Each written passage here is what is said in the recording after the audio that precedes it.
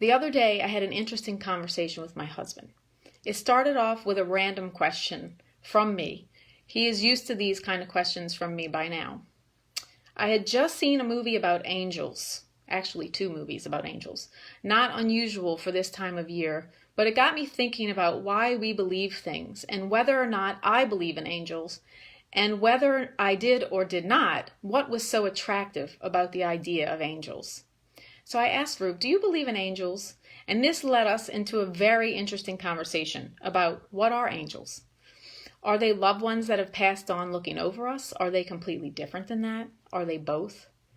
So we had this philosophical conversation about things that no human will ever totally have answers to. But I was more curious about what is so comforting to many of us about the ideas of angels or even God. This thing or something that looks over us and protects us, which is a tricky situation because ultimately nothing really protects us, meaning bad things happen to us regardless of anything else. Regardless of our religion, regardless of how good or bad we think we are, bad things happen to everyone. It's the reality of nature. So being protected, even though I don't think God protects us, I think God sustains us, but not protects us, in the sense that bad things don't happen. When I think about angels, I guess what's so comforting is the possibility that there is something that protects us, meaning regardless of what happens, we somehow get through. And even that could go into an entirely different conversation about what getting through means, because in my mind, even when someone passes away, they get through.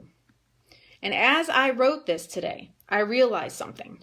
I think what is really healing about the idea of angels, more than even being protected, is that someone sees us.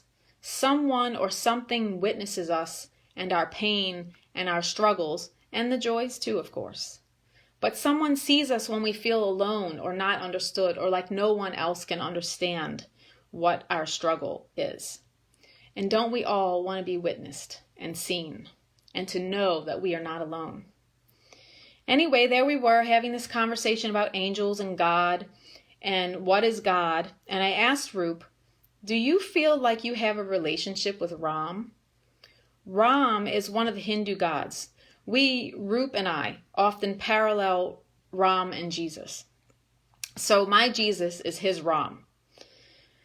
So I said, do you feel like you have a relationship with Ram? And he said, yes. And I said, why? Why do you feel like you have this relationship? He thought about it and he said, well, maybe, and I interrupted. I said, you know how you and I have a relationship. And if someone were to say, tell me about your relationship with your wife, you would be able to tell them why you feel like you have a relationship with me, what it is that we do together, what it is that we share together. You would be able to describe how you and I relate to one another. So how do you describe your relationship with Ram? And he said, well, maybe it's more God. And I said, but again, how do you know? How do you describe your relationship with God? How do you feel you have a relationship with God? How do you feel close to God? And how do you know? I mean, we've never actually met these people, I said, in the ordinary sense of the way we meet one another. And Rup said he feels God's presence the most when he is alone. And he emphasized not alone always in a sad way. He said he feels it and knows the presence is there with him, whether he's doing some new and important thing in his job or he's in his car driving. He feels this presence. And maybe that's just it. It's not what we know as a regular human experience. Yes, sometimes the most ordinary experiences are divine and of God. We can't totally capture it in words, though, nor should we. It's a feeling and a knowing that is beyond intellectual knowledge. Words are too limiting. I love the Taoist view that the Tao that can be said is not the Tao. The God that can be said is not God, at least not completely. There's always more. So we had this long conversation that was delightful and funny and inspiring, and then we went on this long walk. We took about a 6-mile walk on a nature trail. And for part of the walk back, we walked alone, meaning separate from each other. I stopped by a creek to sit and listen. I love sitting and hearing water. It is one of the ways I connect to God and one of the ways I connect more deeply to myself, and I believe those two things are one and the same, meaning when I connect to my deepest self, I have also connected to God. And when I feel disconnected from God, I am most likely disconnected from myself. So there I sat, listening to the water. It was amazing how it just took me somewhere else. It just took everything away, meaning nothing else really mattered for those 5 minutes. I was hypnotized by the water. And I got up hesitantly because I wanted to stay longer. I kept thinking to myself, I have to remember this sound and to come back to this. How do I take this with me? Become like water, Julie, is what I heard. Nature reminds me to flow when I get stiff and tied up in my own emotions. This is like church to me. I started to walk back to our car feeling much slower and heavier in a grounded and wonderful way.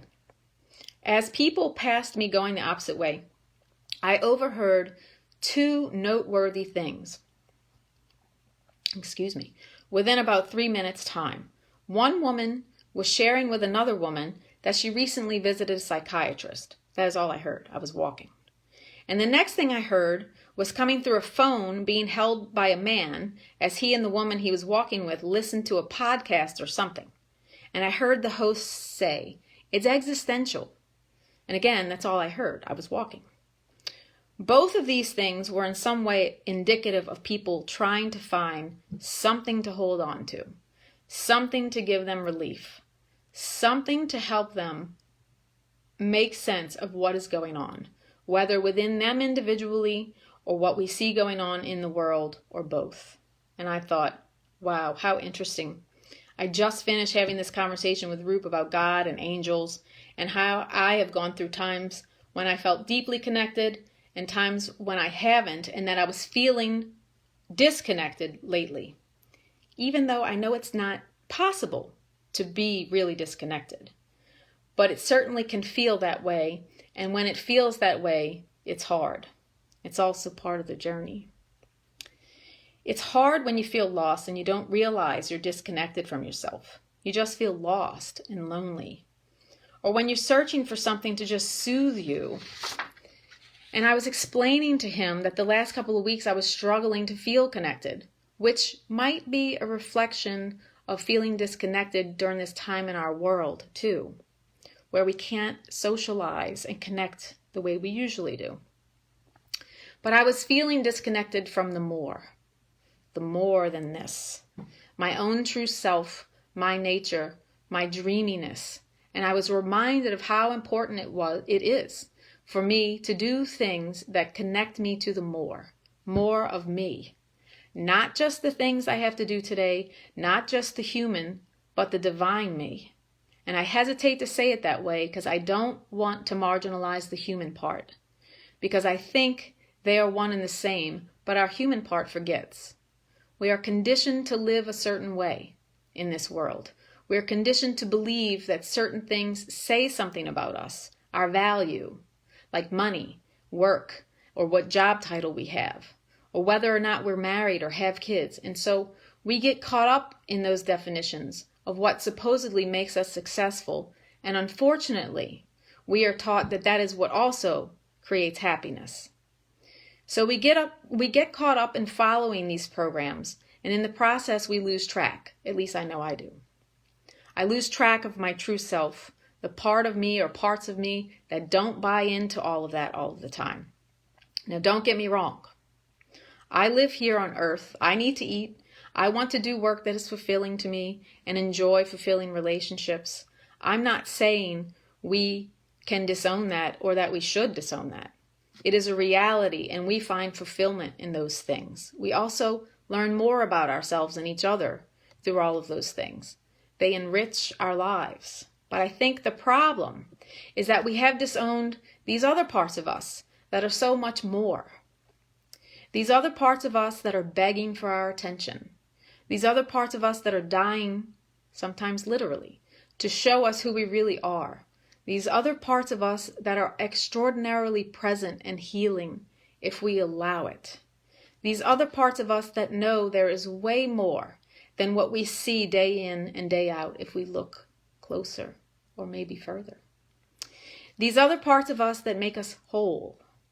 I came to learn in my journey that I need certain things religiously, even though I don't participate with any organized religion.